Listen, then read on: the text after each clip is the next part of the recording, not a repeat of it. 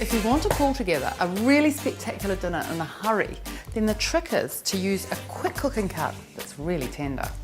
Of all the different cuts of lamb, it's the loin cuts, the loin fillet, that's really the most tender.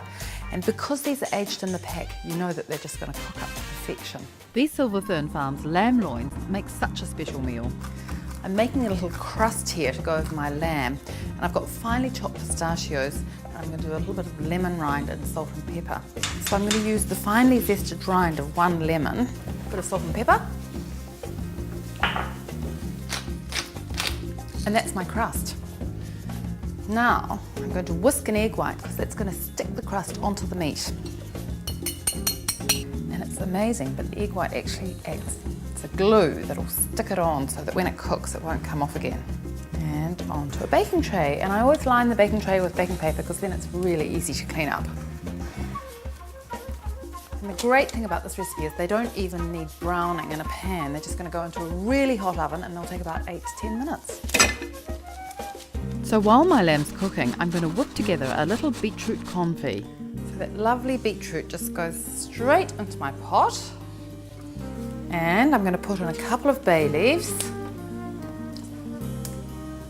a sprig of mint from the garden, about 2 tablespoons of oil, a couple of tablespoons of red wine vinegar, a couple of tablespoons of sugar, and the ingredient that I think really brings it to life, which is half a teaspoon of 5 spice powder, a little bit of salt and pepper, and about half a cup of water. Okay, so to tell if it's done, it's the press test. Can you see there's just a little bit of squidge there? It means it's going to be medium rare. Most important thing now is to rest it. Tin foil and a cloth over the top for about 10 minutes. And that allows all the juices to disperse really evenly, and when you cut it will be perfectly pink all the way through. Now we're just about ready. I'm going to cook some spinach. So I don't need any water, just wet spinach. It only takes a minute and it's beautifully wilted. Let's dish up. And by slicing it like this thinly across the grain, I'm going to get a little bit of meat to go a long way. Looks so good. So this is a really simple dish up.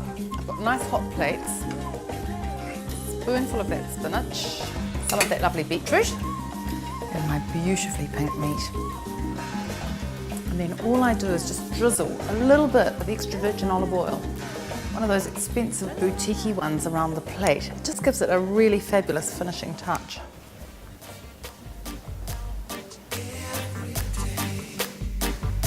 How's that?